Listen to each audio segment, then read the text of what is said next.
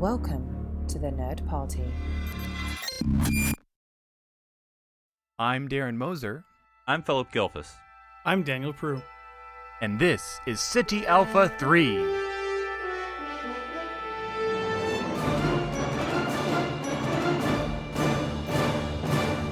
Welcome, everyone, to City Alpha 3, the Nerd Party Star Trek podcast. I'm Philip Gilfus, joined by Daniel Prue and Darren Moser.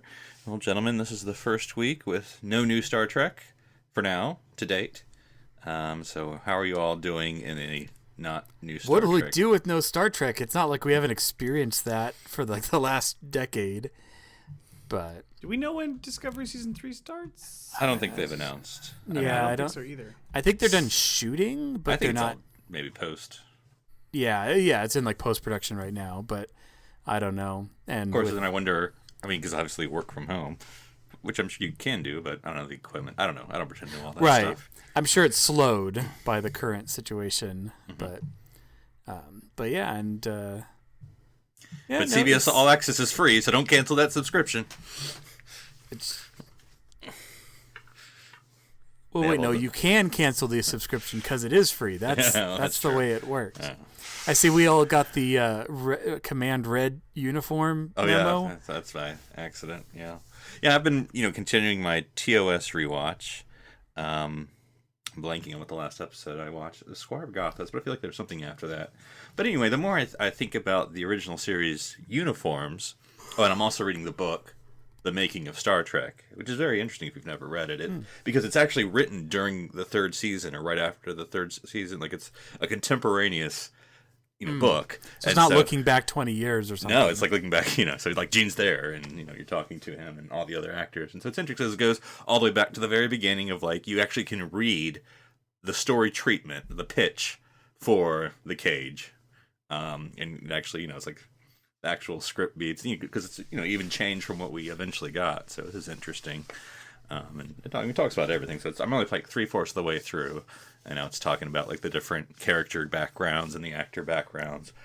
Some of it is funny and in a not funny way. Because like on the George Takei one, it's like, oh, he was born in L.A. and then his family moved to Arkansas. I'm like, yes, there was a reason they had to move to Arkansas that I feel like you're fluffing over. And then it's like, oh, and this Majel Barrett, yeah, she's just this actress. I'm like, yes.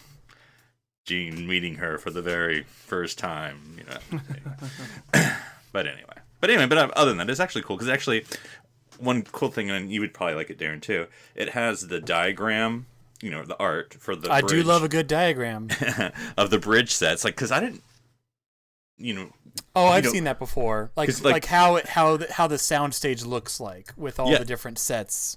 Because, obviously, if, I know this is a audio medium, but, so you're Captain Kirk. Behind you is Uhura, and, if you're going to, the view screen's in front of you, so going clockwise. So the next station past the view screen is always, nothing. But they have it listed. I think it's supposed to be Defense Systems, and then it's Spock, and then it's Uhura, and then it's Engineer, like we usually know. And the one beside that's like the weapons control. Because I didn't know what those ones on the side were ever supposed to be. Right, because they don't have that many people on the bridge usually, yeah. And I thought you meant the soundstage blueprint. But yeah, I know what you're talking about. Like the actual consoles. Yeah. So many buttons.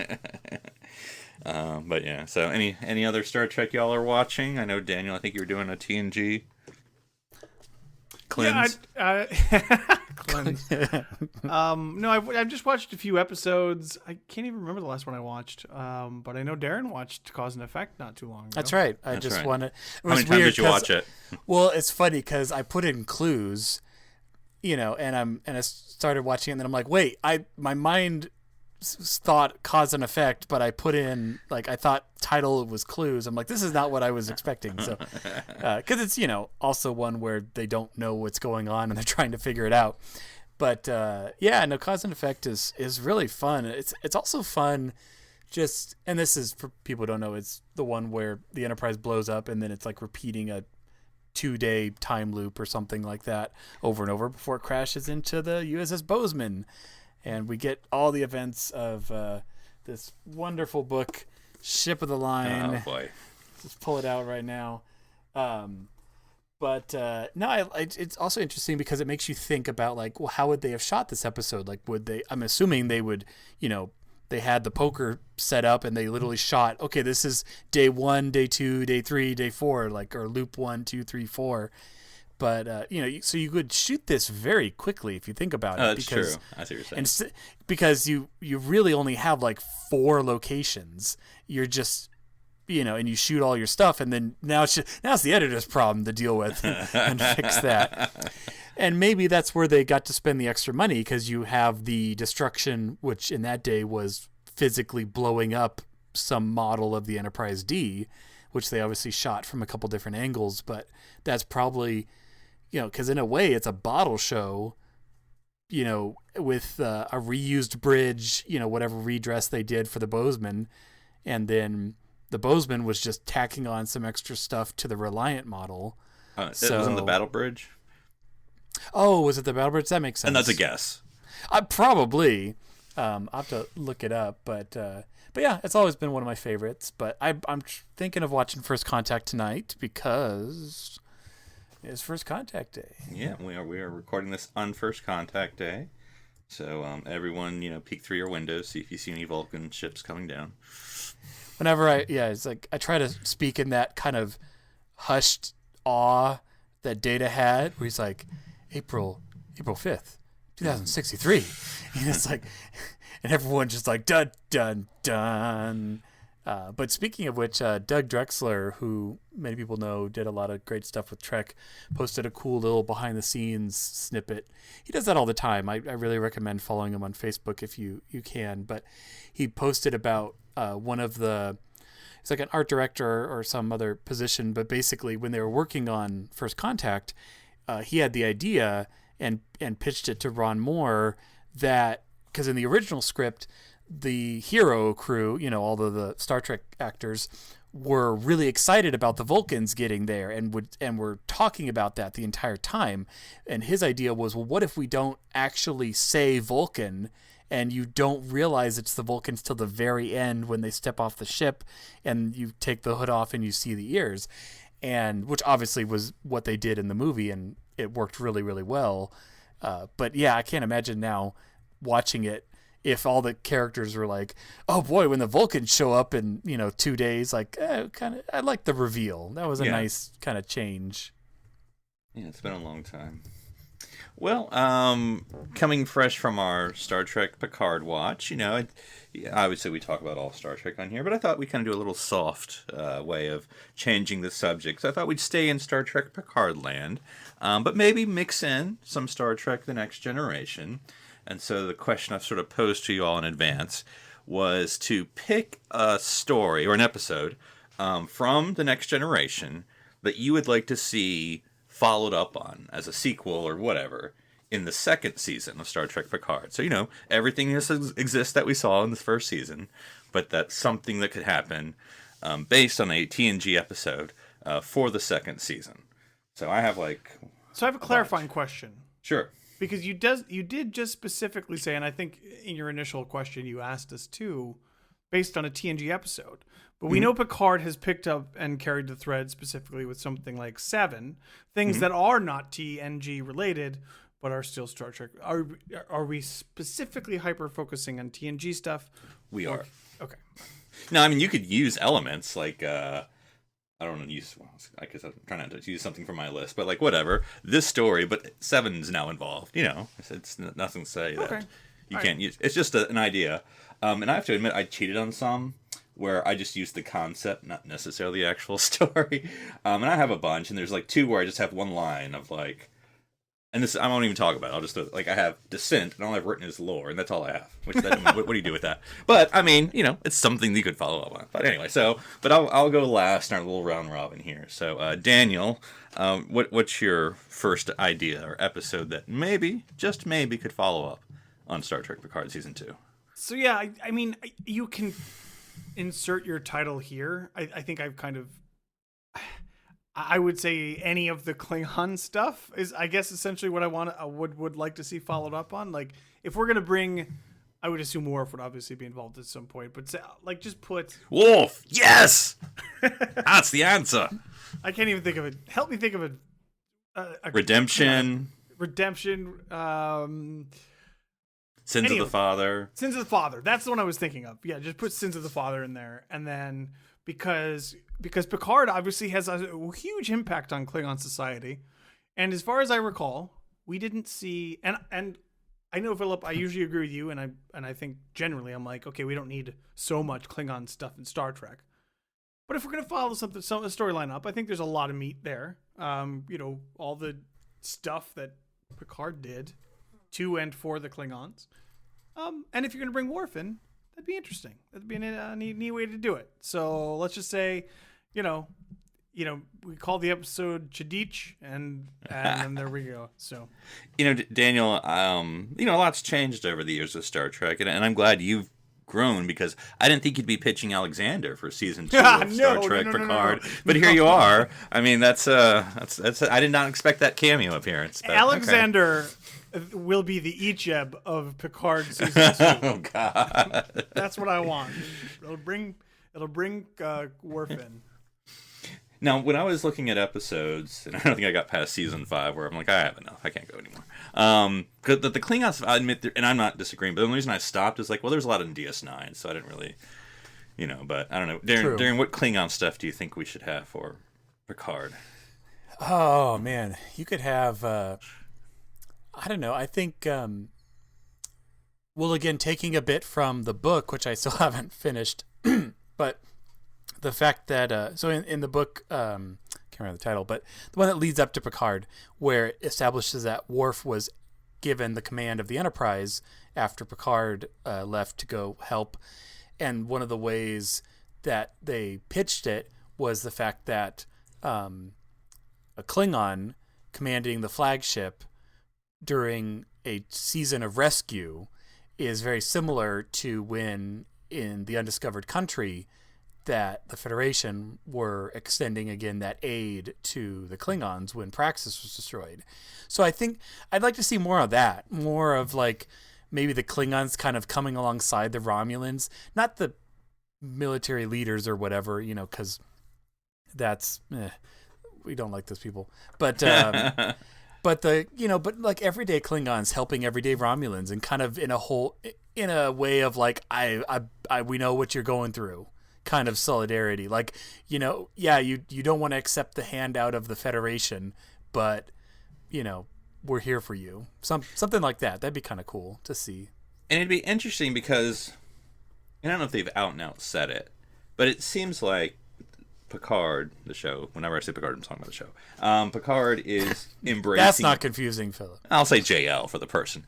Oh, okay. But for Picard, it seems to be emphasizing the what's the word I'm looking for? Not military, but for lack of a better word, non-military portion. The civilian. Yeah, the civilian. So, like, instead of saying, Starfleet or Klingon Defense Force, we're going to see, like, the regulars, the non-importance. But anyway, the merchant marines of the Klingon Empire. So, I mean, yeah, it'd be interesting to see, like, quote-unquote, regular Klingons. And I think one interesting point is... Are they poets and artists? With the lack of Romulans as a threat, I mean, of course, they have like a 750 ship fleet now, but theoretically, they're no longer like a political power in the sector, Alpha and Beta quadrants. So, like, does that mean the Klingon influence has increased? Or, because like in All Good Things, the Klingons took over the Romulan Empire, and so has that actually happened, or how are the Klingons playing with the Romulans? Did they say like not in our backyard, or are they taking over, or what? So yeah, that'd be interesting. Yeah, did they absorb some of their territory, like just maybe 20 light years along their border? It was like yank ours. It's like, what are you gonna do about it?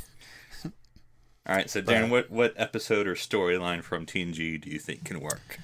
All right, so a lot of mine were like revisiting planet ideas. So I picked like a specific planet from a specific episode. Justice. Not Justice. Why not? But first one I thought of was Power Play, which is season 5, episode 15. One of my favorites, where the Enterprise goes to Mabu 6, where it was a penal colony, and all of the inmates are kind of, their souls, as it were, are kind of trapped in a storm of the city.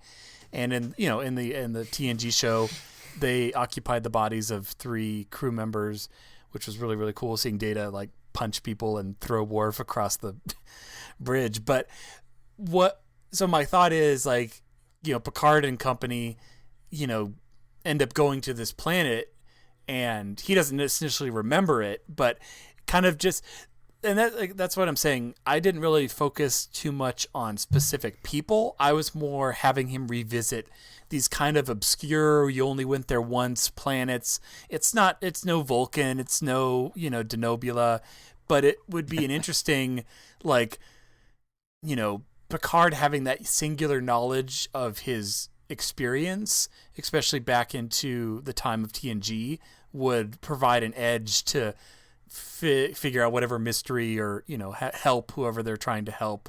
Maybe the Rangers, the Fenris Rangers base is around that planet, and they just had no idea that it's not a good idea to beam down into the storm because they never thought they would do that. Something like that. Well, it's interesting because you said 2 words that are in one of mine, so I'll go ahead and say it. Because there's an episode that it's more the concept, and it's kind of what you're saying, Darren, with Prison Planet. I mean, that's the concept, right? And I wrote down The Hunted, which, if you remember, it's not the most memorable episode in the world, but it's the PTSD veteran who's like escapes, and you can't find him on sensors, he knows all the tricks in the book, and right, and basically James Cromwell was in that episode. I correct, believe, as like you're an right. administrator. Yeah, you're right. And so basically, the concept I was just getting was because I'm trying to think what's the issue we can tackle. And so the issue for me is like prison reform, incarceration, solitary confinement. Because that's reprogramming, all that stuff. I'm not trying to get political, but it's like a bipartisan issue these days. Both Republicans and Democrats are all like prison reform, the First Step Act, and all that stuff. But anyway, that's just like a concept to look at.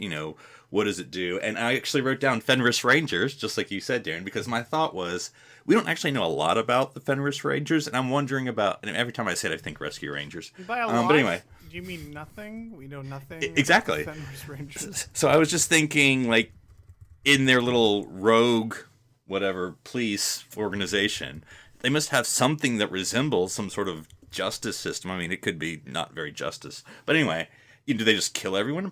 Maybe they have some sort of prison. And so maybe, because of course with Picard, it always has to be an arc story. So imagine they're looking for Spock's shuttle. And this Spock shuttle is on the prison planet. And so that the Fenris Rangers ran. And so did Spock self-admit himself to the prison planet? Well, I'm saying, it's whoever person they're looking for to I know. help the plot, And so that was sort of my thing about, like, Seven has to come to terms with her role because maybe she doesn't realize how they were treating prisoners, or maybe she didn't come face to face with it. She just heard about it, and so she, Daniel, you're talking about using Seven. So this is sort of a issue I have, and maybe it's just me, is Seven's current role. What's that journey from Voyager to, like, rogue demon hunter, Seven. And so this would force her to be like, this is what's going on. This is what you did as a Fenris Ranger, and this is what happened to those people who you put back here. And that was just sort of my concept episode. And then I have one character name written down, Daniel, that could be the person that they're looking for that was put in prison. And you know who that person is, Daniel? Who is it going to be? Ro. I was going to bring Ro up. I'm glad you did. That's fantastic.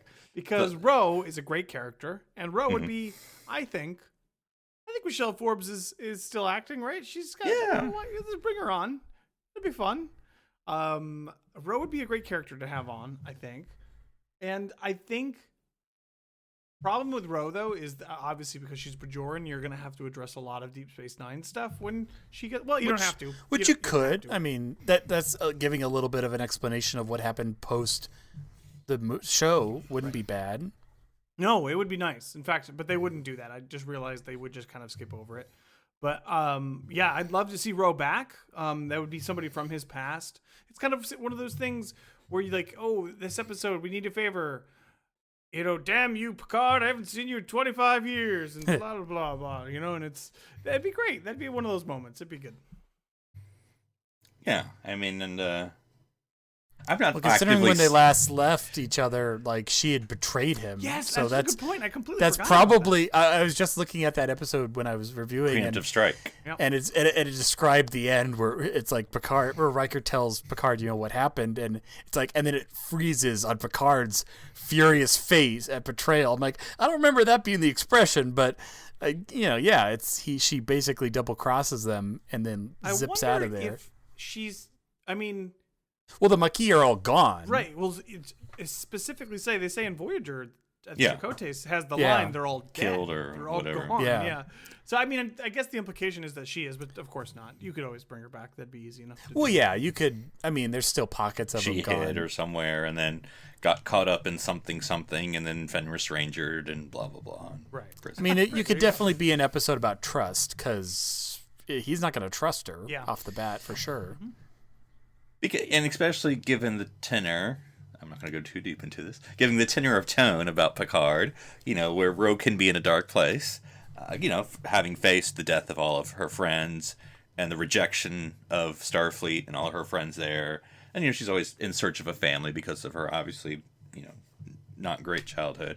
So that, and for some reason, I see her in Seven either beating each other up or making out. I don't know which one. I was just going to say, she's a really good candidate.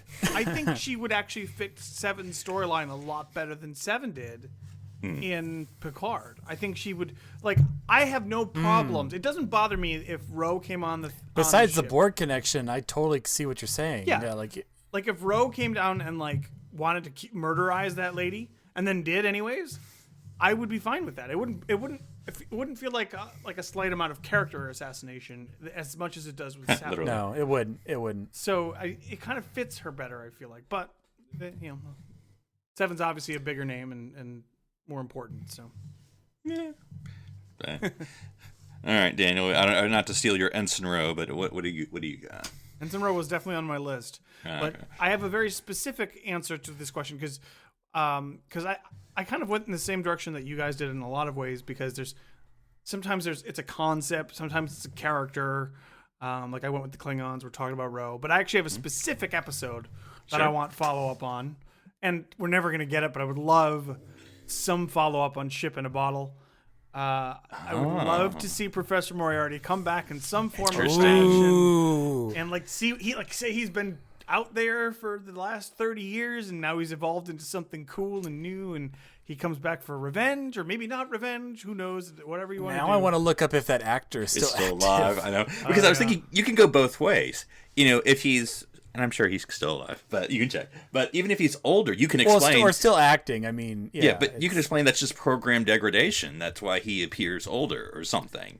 I thought of that. What if you, for one effect shot at the beginning, you do a deep fake technology where it looks just like the actor, and then he kind of glitches, and then it now it's the actor who's actually playing him, but it looks slightly different, but that kind of answers that why he looks different. Or on the other hand, you could recast it and still have a same explanation.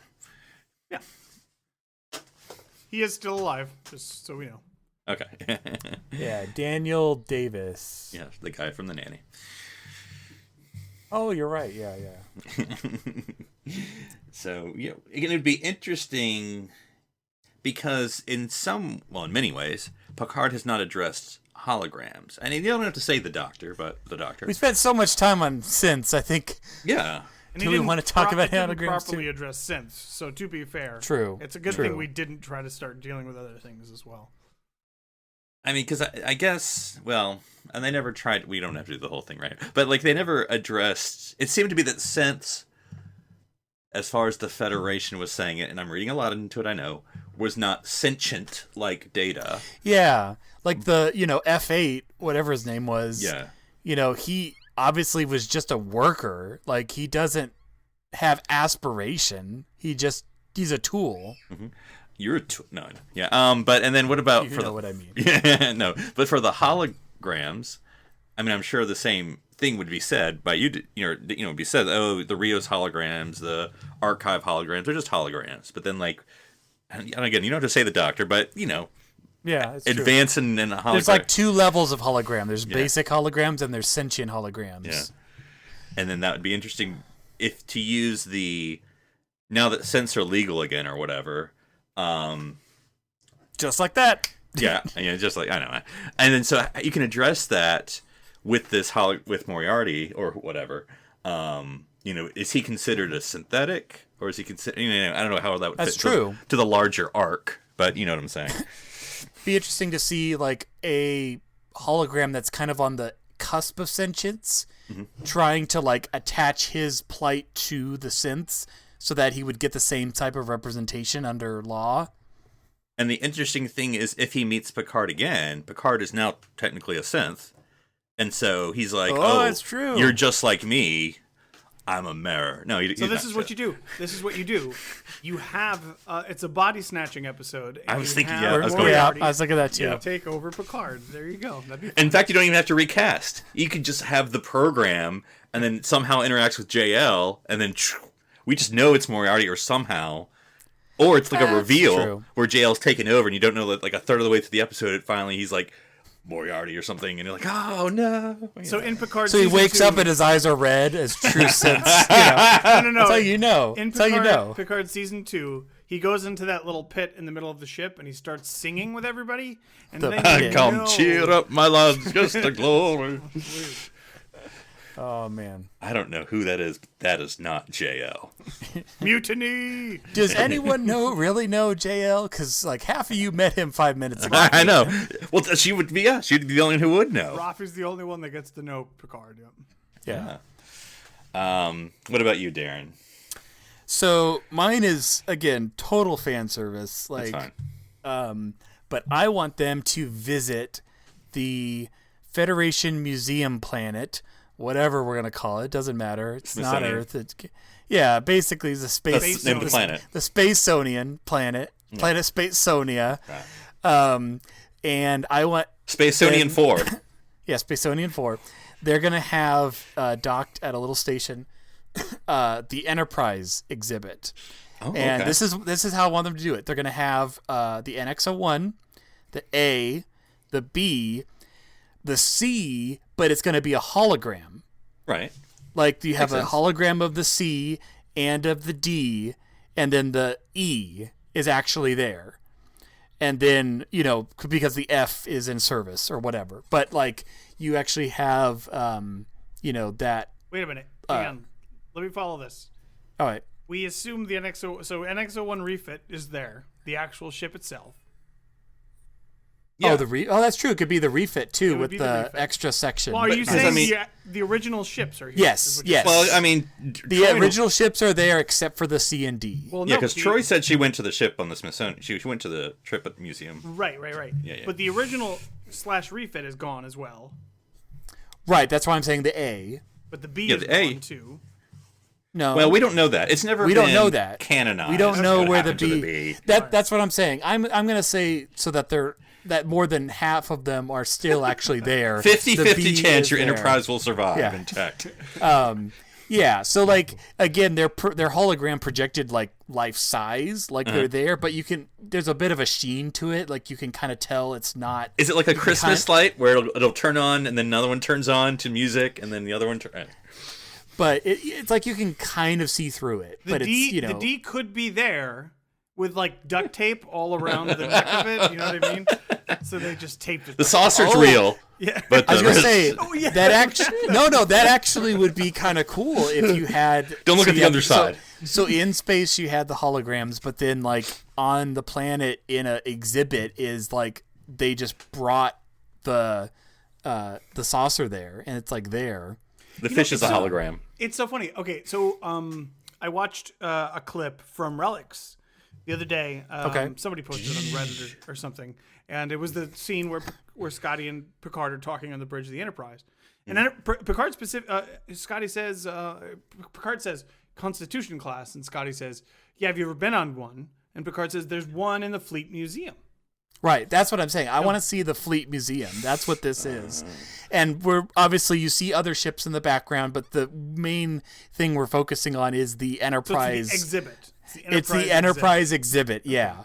All right. again, there's literally no reason to have this at all except for the awesome fan service. The MacGuffin would have to be like, we need to find it. Well, where does that information exist? Well, it existed on one of the Enterprise's library computers. And so, like, it shouldn't be the D or the E, because then, I don't know. Maybe it could be. I don't know. But, so they have to go to the Smith, Smithsonian. I mean, I think if you made it the A, that would keep it... Well, actually, technically, if you made it the A, you could use Discovery sets. I would rather have it be the B, because we didn't get a lot of it. You can make it up a little bit. That's true. That's or the true. C. Even the C would be great. And it's not like you have to go on the bridge. You could just be see a corridor and then like a memory terminal or something like that. I would just love it. Yeah, they would never do it because this is sort of a 90s title, but I would love the episode title to be like Exhibit: Enterprise. Exhibit Enterprise. Yeah, that's good. Oh, Exhibit A Enterprise. Exhibit E. That could just be it, and then it kind of teases you. Well, except for we don't say titles or publish them anywhere or put them on the screen. So, but so I want to see the Fleet Museum, I like it. and which I'm assuming is different than the Mothball Fleet. I think the Mothball Fleet is like storage, and this is like these are retired ships. Right. They get their pension. I want to see like a shuttle full of school children show up, and they all yellow shuttle. The yellow shuttle. Yeah. Or no, just like Children of Mars. Children of Mars. Yeah. The Discovery shuttles then. And they all file through, and they're all like, "Oh, look at that! Oh, look at that!" Don't touch.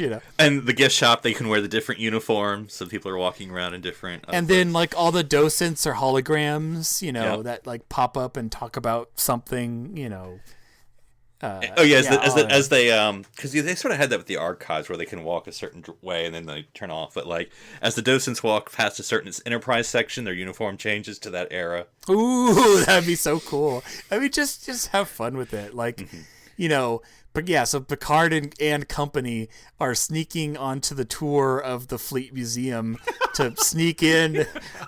I mean, it's a heist, a heist episode.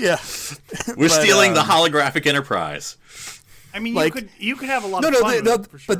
But they could like be talking about it, and they're like a Tribbles wow, episode. Security is actually really tight in the Fleet Museum. Well, why don't we just walk in the front door? The cutest shot, and they're just walking in the front door. If we could not get copyright infringement, the episode could be called "Night at the Museum." I love it. Yeah, no, I love it. So, it would be a comic episode. I like it. I mean, it's obviously 100% built around nostalgia and fun, but I think it would be hilarious. And you could do a lot just CG, to really cut down on the cost, which actually, speaking of, I was reading about cause and effect real fast, and silly me, it's a bottle episode. It's simple, easy. It's not like you have to build a model of a giant nacelle that gets struck, and the decompressing main shuttle bay, and the Enterprises that you blow up. So I'm like, that is true. That probably took a lot of the money. But it did say that they reused sets from Star Trek 6 for the Bozeman. So it was not the Battle Bridge. But, okay. I like it. Mine, I've got two to choose from. Which one do I want to go with here? This isn't one of mine. Well, actually, I do. Here it is. Okay. I have three. All right. Pick one. Okay. I'm saying it, but it's not one of mine. No, I got three here because I don't want to do all three. But anyway, okay, here's one. Yesterday's Enterprise, but it's a concept. The concept is an alternate timeline. Oh, no! Yep. And basically, at the end... And this is kind of a stupid thing, but that's whatever. This is my pitch anyway. The stupid thing is that Picard's positronic brain is malfunctioning or whatever. Or he's adjusting to it, not necessarily malfunctioning. And it's basically presenting him with alternative things that could happen. So basically the alternative universe that he suddenly finds himself in. So it's like alternative memory, as it were? Like things that already happened? Or that his ability, he doesn't know it. His ability is to process what alternate situations could have happened.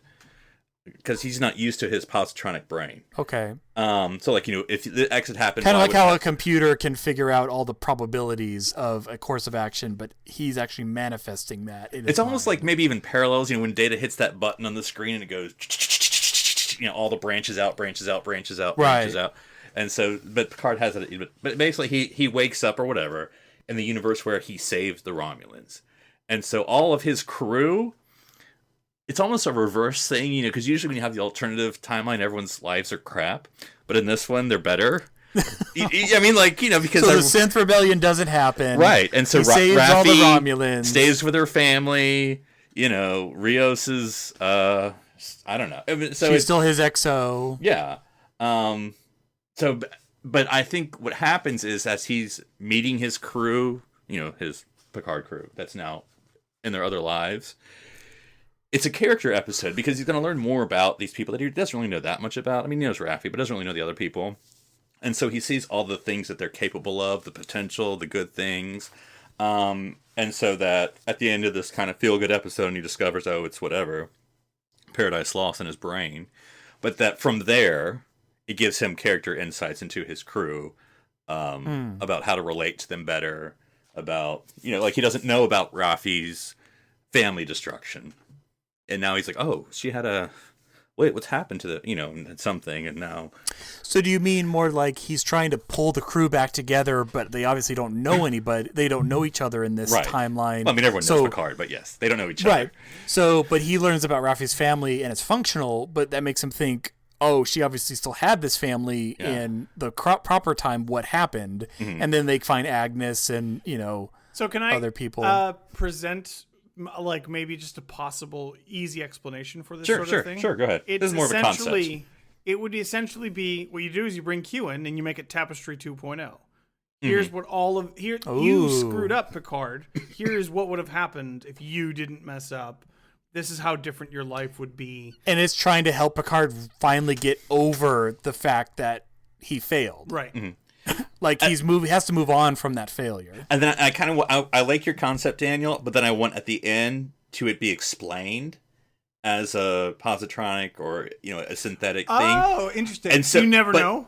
But you never know. Yeah. Was it or not? Because it's the same thing with Tapestry. Was it just a medical hallucination, or was it really Q? And this could be the same thing. Was it really Q, or was it him?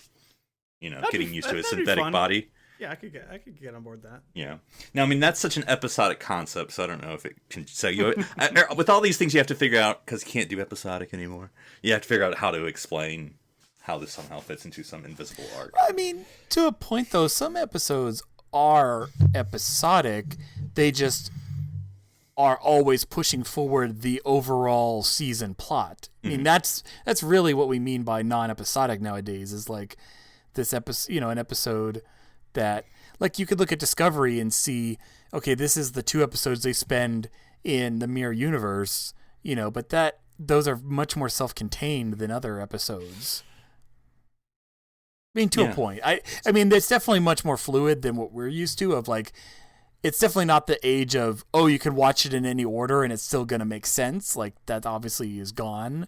But yeah, because I guess this is a different episode. This is a different discussion. But like with episodic, not necessarily, but to me, episodic Star Trek has a concept, theme, or idea that we're struggling with. Not a character conflict. Not like literally, what's the bigger picture of the story? Is it about death? Is it about life? Is it about everything's about death and life? But you know what I'm talking about. What's the actual thing we're trying to the power of the government? Is it the power of father and whatever it is? It's not just like plot because of plot. So no, I'm with you, Philip, 100%. Yeah. Okay. Well, that was my whatever. What about you, Daniel? What you got anything left in your grab bag there? So I've got 2 real. Okay. The first one's mostly joking, but I do want to bring it up. Okay. I want to talk about We'll Always Have Paris. Okay. All right. Go ahead. I'm surprised you even know that episode, so go ahead. I was just thinking... It's not a Q one. He knows it. We can easily learn more about this It's about this lady. time. Michelle Phillips. Yeah. I just thought... Mannheim. I don't know. If we're talking Wait, so we're spending time talking about Michelle Phillips and we don't discuss where Dr. Crusher went in the last intervening 20 years? We're doing that. We're making every fan so mad. I I don't even specifically mean like romantically. I mean, obviously it was a romantic part of that episode, but I don't know. I just feel like if we're back in France, you could address it. Can we get the Bynars back?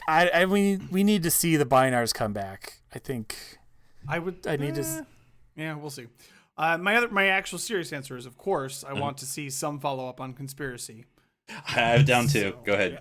I'll tell you. You tell me yours. I'll tell you mine. So go ahead. I don't have a deep pull idea, but I would love. Okay. If they, go ahead.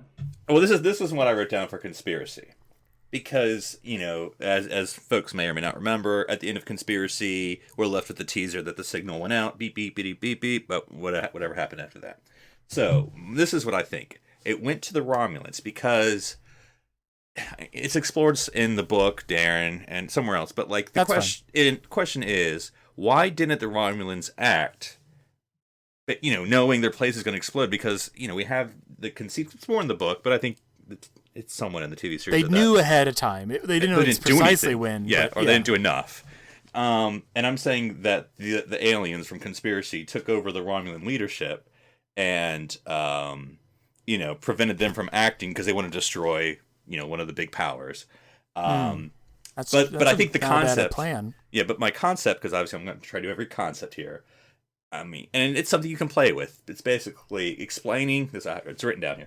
Explaining how political action is slow in the face of a global threat. So whether you want to talk about COVID-19 or whether you want to talk about global warming or whatever you want to pick, why, when we're faced with a crisis, and in any country, it doesn't have to be the United States, but faced with any country, why are our leaders slow to act? And we're going to do the sci-fi element of like, oh, it's aliens, but then you have to fight what that means. And my character focus is Picard's assistants, Laris and Zhaban, are discovering through this story. Oh wow! That the reason that they got screwed in their planet, the reason that 5 billion Romulans were killed. So I've got to say that, and I'm trying not to be too incredibly disrespectful here, but I will say that if you gave that motivation to the series conceit of Picard, it makes a lot of sense of a lot of silly plot holes. Like, why did the Romulans do this? Hide it. Why did they Mars? not? Like there's a lot of like plot holes and silliness that doesn't really make any sort of That's a good point. Logical you can sense. plug it up through aliens. It's really I'm not saying aliens. No, they're trying. I'm not sure it was aliens. It was aliens. They're just trying to sow discord. They want as much destruction essentially as possible.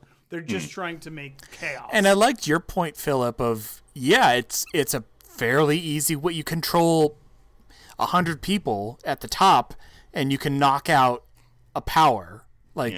That's actually a really good idea. Praetor, a couple senators, boom. Yeah. But I just the same thing with what heck, they could even have caused the supernova, but they knew they had to keep the power in play while it was blowing up. Yeah.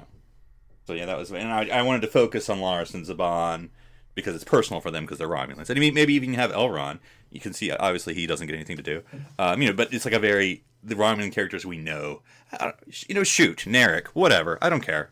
But that it's very Romulan specific. The people we know having to struggle with the reaction of because they're obviously will have different reactions of anger and whatever. And Picard is going to be the force of how they react, or at least will counsel them do you kill the slugs again and blow them up or whatever? And I don't know.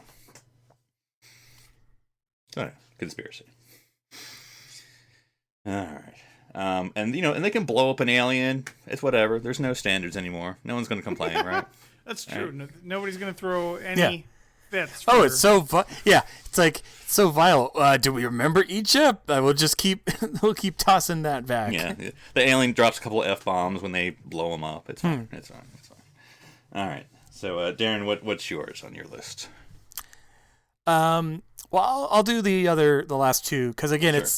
it's the same kind of thing where it's like visiting a planet that Picard had visited before. One was Inner Light, where he would visit. They would find the actual planet, Catan, because we never actually went to the planet. We just found the probe, so it could be farther out in his travels. So but he would recognize it. Really, at this point, yeah, it's like a dead desert, but it still looked like he recognized it in that regard. But my other thought was to do something with Time's Arrow, if we wanted to do another Whose time head are we travel gonna episode. Well, more of the aliens on Delvidia 2. Like they're trying it again.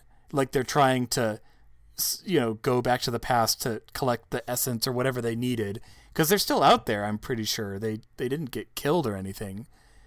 I think they just close the portal or something like that. They closed the portal and then because like the harmonics of that planet is what caused it or something. Anyway, that would be interesting episode, too. So No, but I'm just saying use that make it another time travel episode. And, give us this season's like the Voyager one where they go back to the 90s or something fun. Well, one thing I like fun, Philip. well, a concept, and I'm not saying it should be the single point, and it's something to debate in the writers' room. Picard is still at the end of his life. I mean, it's not Does Picard eat or sleep? I don't even know anymore. Well, he has no superpower, so it basically it's going to be the same. Nothing changes. It's actually we're going to ignore it completely. But anyway, my question is, he doesn't have children that we know of. But I'm saying seriously that he doesn't have children, unless there's something we don't know about. But when faced with this planet where he did have a family, how does he? Does that affect him anymore? Has he long resigned himself? Because he's mused about one. Yeah, he's mused about it before. Giving up. So focus it through the lens of family and the things that he had experienced there, which he didn't experience in his real time. Because he only has 10 years left. I mean, that's what they said, right? 10. Yeah. And then it was kind of confusing because they said like you would have lived as long as you would have lived, and he's like, I wouldn't have minded another 10 or 20. But we don't know what that. But I think he means on top of what he would have lived. So they aren't clear at all. Right. But I mean that obviously I'm not expecting him. It's the torpedoes all over again, Philip. Don't give us a year. Oh, can we have a New Year's Eve party? Because apparently next year in Star Trek is going to be like, what is it, 20? Oh, the actual 25th century. Yeah, like 2400. So I need to see the ball drop somehow, Philip. Because if disco can have parties, then we need a New Year's Eve. And Picard's like, I keep writing my checks with anyway. Doesn't with Stardate 42. You see this pile of pads where he keeps messing up. She's like, dang it! They have to change all the forms, so at the end it doesn't have four. Like it's at the beginning. It starts with the Millennium Bug. Is that what they're worried about? Do they have to defeat that? No, I meant like how everything was like 19 dash forever, and then they finally had to change that. No, it's 24 dash. Yeah, it's 24 dash. Throw this pad away. Get a new one. So I have one left, and it's a potential season opener, but I don't have a lot written down. Because one thing we haven't addressed is something we theoretically know, because we don't know a lot about season 2. But theoretically, we all know what character will come back in season 2 that hasn't shown up yet. And that's Guinan. Oh, it's true. And so what I wrote down, I don't have much. Half a life, but that's the concept. The concept is Guinan is not dying, but she's choosing to, because she's always mysterious, but she's choosing to move on, and it's vague what that means. But leaving this earthly plane is basically like they get a choice in that because she's very old at this point. And whatever but basically she calls Picard to, and of course it's very 90s Star Trek. Sup, Picard, get over here. I'm having my makba, which whatever means exactly. Yeah, it's a ceremony, my end of life ceremony. Exactly, and she needs a loved Is this one. a clip show, Philip? Or is she gonna remember the adventures they had, and it's all just clips from the TNG remastered? It's shades of something. But I like to have very little written down. But I have like Guinan requires for the ceremony or for this a rack ritual, of many hats, and that because obviously it's about her, it's not about him. But it's going to be the concept of regret, because I feel like remember we met back in 1832. Because I feel like. And I say this, and I'm rolling my eyes because I feel like I'm going to be wrong. But I feel like you have to address that he is a synthetic. you just can't ignore it. I mean, they can, and they maybe will, and that's. But anyway. Well, I would say if anyone would pick up on that, it would be Guinan. I mean, she picks up on all sorts of things. Yeah, and I hate for this to be like. It's very tropish of like, oh, she's dying, but it's about him. Well, that's what I'm saying. When they're sitting at the table and he like plugs himself in to recharge, I think she's going to notice that he's a synth, Because I mean, he could be having some identity. Go ahead, Daniel. I'm just going to tell you, they're going to ignore it. They're going to ignore it. I know they are. It's 100%. I have a bridge to sell you later if you are interested. But, which one? Enterprise D? There are two. Because that's my way. They're just never going to address it. But anyway, that's what I'm trying to. Where has an identity crisis. It's writing 101. You make a character fatally ill, and then obviously you have to have that magic triple magically be solved so it never comes up again. Yeah. That's the only possible solution. That's the only way to do it. The only way to do it. Give them a fake robot body, and you never talk about it again. But anyway. It happened with your show. She died. Bring her back. Don't mention it ever again. Remember Stamets? Yep, he died. Bring him back. Never mention it again. Colbert, well, not really. He's back. But, he's fine. I mean, he's not.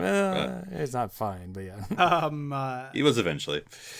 But anyway, that's just my thing of bringing back Guinan to help Picard, because it'd be about her, but it'd be about him, and it's kind of a reset of like, you are Picard, but it's regrets and whatever. It's a great question though. Like, what do you think they're gonna do? Like, what direction are they gonna take Guinan in? Is she gonna be super integral to the entire season, or is it gonna be more like the episode where Riker and Troy showed up, and that was good? I'm not saying they could do either way, honestly. Well, it's all based on her schedule too. I mean, I know not that I'm sure she's very committed to doing it, but she's not gonna like quit. The View for really, half all a she year. does is she just argues with a bunch of women in the morning. I was gonna say I don't know what she's doing beyond the View right now, so I think she's got a little more availability than she did in the '90s. But yeah. So that was just my something with Guinan. Because I feel like ending her story potentially. Because it's not like it's dying. It's whatever she's doing. Right. She's moving on to whatever. Yeah. She's joining Wesley in the Traveler. She becomes a Q, and we find out that's how Q are born. Oh, that would be interesting. That'd be kind of a fun twist. That actually makes a lot of sense. And that's why they hate each other. That's why they hate. Not that they know it. They hate each other. Yeah, they don't know it. But that's why. That would be fun. Yeah. It's like a genetic thing. And then at the end, like Q shows up to help her transition or something. Get behind that, yeah.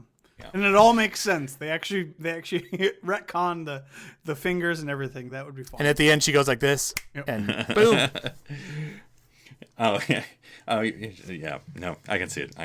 That's actually her thing. Because Q snaps the fingers. You had Q with that. Hers is the claws. The cat hands. Claws, and then a mariachi band shows up. She does like Artra, where she puts her hands up and then goes woot woot woot, and then she like. Yep. No, she does that, and then Q's like, now the first thing you want to do is pick a real simple movement to become your thing. It's gonna be your thing. Everyone's got a thing. Things happen. Everyone's got a thing. I knew a guy, it was like a 3-minute jig for his thing, and don't recommend that. How do you think the Macarena got started? So, anyway. All right, well, that's mostly it. Anyone else have any odds and ends they wanted to fit in? No? I got one more. What do you got, Daniel? Close us out. So, be good. I'm kidding. So, it was briefly mentioned in the last episode, but... episode of what? Of Picard. Sorry. Picard. Okay, sorry. But lots of episodes there. This whole season, this entire story that they decided to tell in season 1 of Star Trek, 10 whole episodes, essentially revolved around the relationship that Picard had with Data. Yes. Now, if we remember, Picard had a much longer relationship with his previous ship and his previous crew. Right. So I'm thinking you could do a Stargazer thing here. Right. We did see one character. We saw the Doctor from the Stargazer. Yep. Mm-hmm. One of those people that died. How come those people don't haunt him? How come he doesn't want to tell them that he loves them, like he does with Data? So bring that forward somehow. I don't know how. I'm not a writer. You do it. Well, I like silencing ghosts of the past, basically, something like that. Well, and again, not that I need to harp on this, but I'm going to harp on this. His memories, because he's a synth, are integrating into his system, and maybe he starts seeing, I don't know, things or ghosts or images or whatever, and I don't know. I don't know. I mean, I know what I'm saying, but they're not going to do it, so that's why I feel self-defeating. No, they're not going to do it. It's like all good things, except for seeing the Q Court people, he's seeing Stargazer people. And so he sees Jack. Yeah. You know, and that throws him off. And then, of course, you're going to get into this awkward situation of, like, is Gates in this? And she's not. She's not going to be in. Yeah. Somehow I thought he was on a different ship. No. No. He died when... Remember, Picard had to... Bring the body died home. in the battle of Maxica. No. I think he was dead before that. Well, yeah, I don't know if we know specifically. Okay, that's probably what I was mixing up. Mm-hmm. Though I don't know. See now you're making me think of the timeline because to me timeline, Philip. We don't have time to talk about. It always seems like there's a big gap between what you just said, Darren, the Battle of Maxia and the Enterprise D. And if it's too long, then maybe you're right. Because we know how old, like, Wesley had to have been, like, 2 or 3. And we know we know Picard was involved, but I never got the impression they ever said the word Stargazer. And I guess I served with your father. Right. It's like, well, we got it. That was it. I've always assumed, but I'm not saying you're not wrong. I guess I've always assumed that. And so, but, you know, I'd have to rewatch the episode of when was the Battle of Maxia. Do we know how long ago it was? Well, the ship has been floating around for X years. I'm sure they would have had to have said that in the battle episode. The battle. Wait a minute. By the way, this is actually making me think of, like, why not have Damon Tog as come back as... We have not had any Ferengi. Yeah. No Klingons, no Ferengi. Basically, we said nothing that was ever explained from many episodes in Deep Space Nine. So that's why. Okay, so... Jack Crusher died in 2353. Okay, 53. And the Battle of Maxia was in 2355. 55. So it was the Stargazer then. Yeah, that only makes sense. It wouldn't have been anything else because Picard went from the Stargazer right to the Enterprise, right? I don't know. When was the Enterprise D? When So did he the assume USS command? Stargazer. So in 2333, Picard was a bridge officer. On the Stargazer, yeah. And so that would be... And so then that puts Crusher's death in between 2353. Do we not know the year he died? I would think we would. Oh, Crusher? That's what I'm saying. Crusher 53. died in 53. Oh, sorry. Okay, yeah. Mm-hmm. Yep. And Battle of Maxia It's 55. was 55. Right. And Picard started on the Stargazer in 33, so yes, it must have been the Stargazer. Yeah. So, but yeah, that'd be interesting because they're not. Oh yeah, it's even listed on the Stargazer page. Yeah, I mean they should bring back Beverly, but for some bizarre reason I don't think they are, and we're not even going to talk about it. And I think they're not going to talk about it in this episode we're pitching because that's just how it works. He's going to see Jack, and we'll be like, oh, they're going to talk about Beverly, and they never do, and we're just like, what the crap? And that's what we'll be talking about during the podcast. So anyway, all right, guys. Well, it's been good pitching some ideas because there's going to obviously be fan service in season 2. Nothing wrong with that. More TNG cameos. Nothing wrong with that. But we'll see what happens in the next year or whenever season 2 comes out. Who we getting? We're gonna get LeVar. We're gonna get Michael next season, right? It's got to be. I mean, we know that Michael Dorn was on set visiting. So was LeVar. So he's just hanging around the set. Right. So we know Michael's got to show up sometime if he's just lurking around. I'm just saying, guys, Captain Worf, you need another series, right? So. Captain Worf. So, anyway. All right, Darren, if you folks want to find about your other pitch ideas, where can they find you on the interwebs? They can find me on Twitter, Twitch, or Instagram under the username Dr. Sci-Fi, DrSciFi. And Daniel, if folks want to know about your Rose series that you've already written down for more than 10 episodes, where can they find you? They can find me on Twitter at OneUpDan. That's the number one, not the word. As in, just like the Stargazer, your first starship is always your favorite. And if folks want to know how you pronounce Picard differently from Picard, so you know which you're talking about, the series or the person, they can tweet at me at NCPublicServant. Picard. Yeah, Picard. Well, until the next series is going to be featuring Hugh as flower delivery guy. But until next week, I'm Philip Gilfus. I'm Darren Moser. I'm Daniel Prue. Stranded here on City Alpha 3. Come!